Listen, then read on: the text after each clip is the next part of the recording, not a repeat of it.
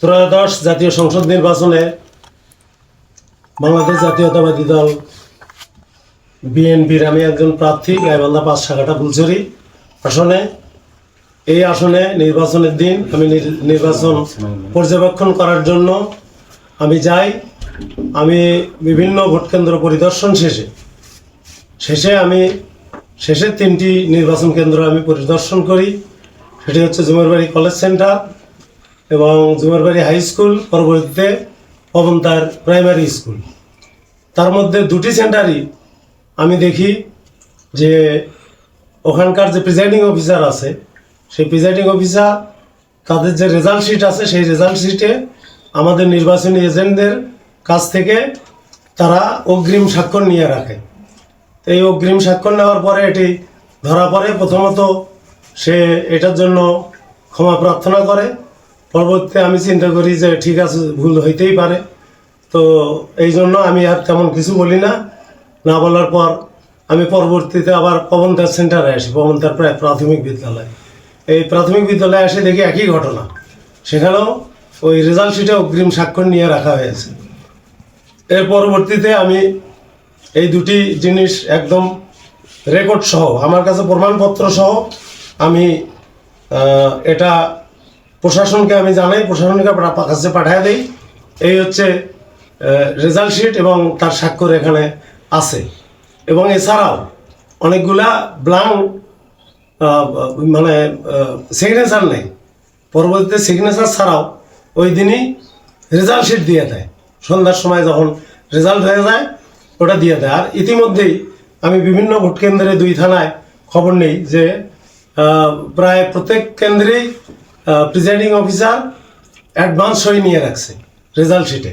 এই অ্যাডভান্স স্বাক্ষর নেওয়া মানে এটি একটি মানে দুর্নীতি বা কারচুপি করার একটা উদ্দেশ্যে জামাতের পক্ষে তারা কাজ করছে, জামাতে ইসলামী দাঁড়িপাল্লার পক্ষে তারা কাজ করছে। এবং সেটাই আমি সাথে সাথে একটা ভিডিও ক্লিপে আমি ফেসবুকে একটা স্ট্যাটাসও দেই একজন জার্নালিস্টের মাধ্যমে, এবং তার একটা পেজ আছে, সেখানে সেটা আছে।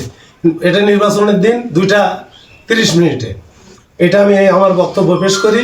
সাথে সাথে এইটা দিয়ে এটার ছবি দিয়ে একটা ফেসবুকে স্ট্যাটাসও দেওয়া হয়, এবং সেইটা দুইটাই রিটার্নিং অফিসার, সহকারী রিটার্নিং অফিসার তাদের কাছে আমি প্রেরণ করে ফোনে কথাবার্তা বলি।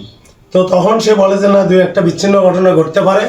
তো আমি প্রতিবাদ জানাই যে না, এটা কোনো বিচ্ছিন্ন ঘটনা নয়, এটা উদ্দেশ্যপূর্ণভাবে এইভাবে করা হয়েছে একটি পার্টিকে, অর্থাৎ জামাতে ইসলামকে জেতানোর জন্য।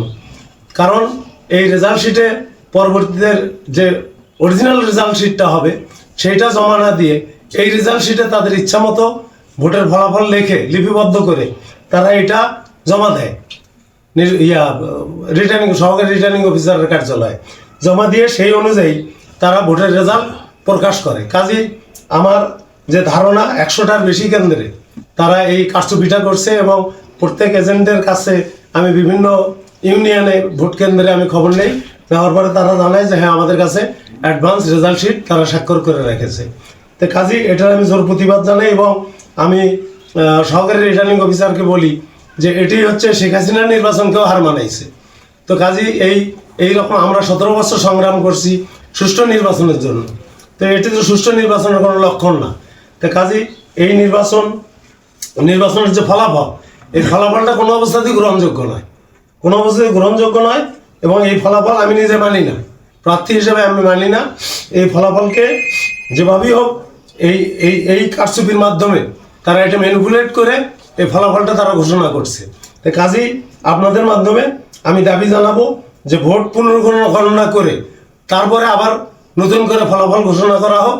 আর যতক্ষণ পর্যন্ত পুনর্গণনা না হবে ততক্ষণ পর্যন্ত নির্বাচন কমিশন যেন গেজেট প্রকাশ না করে, এটা আমার হচ্ছে দাবি।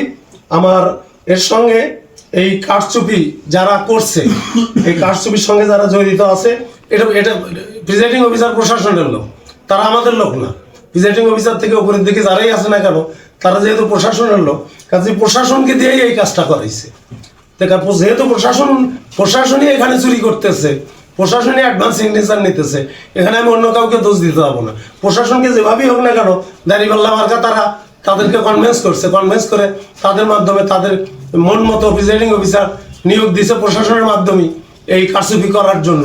এবং সেই নিয়োগের মাধ্যমেই তাদের সাথে যে কন্ট্যাক্ট ছিল অ্যাডভান্স সাইন নিয়ে তারা এইভাবে একটা কারচুপির মাধ্যমে রেজাল্টটাকে পাল্টায় দিবে, সেইভাবেই পাল্টায় দিছে। এবং কোনো অবস্থাতেই শাখাটা ফুলছড়িতে দাঁড়িপাল্লা মার্কা এখানে যে তার কোনো সম্ভাবনাই নাই, অতীতের ইতিহাসও নেই, এত ভোট তাদের নাই, কোনো অবস্থাতেই নেই। কাজেই এই অবস্থার মধ্যে দিয়ে আমি জোর দাবি জানাচ্ছি এই নির্বাচনের যে ফলাফলটা, এই ফলাফলটা ব্যালটের সাথে রেজাল্ট শিটের মিল রেখে গণনা করা হোক।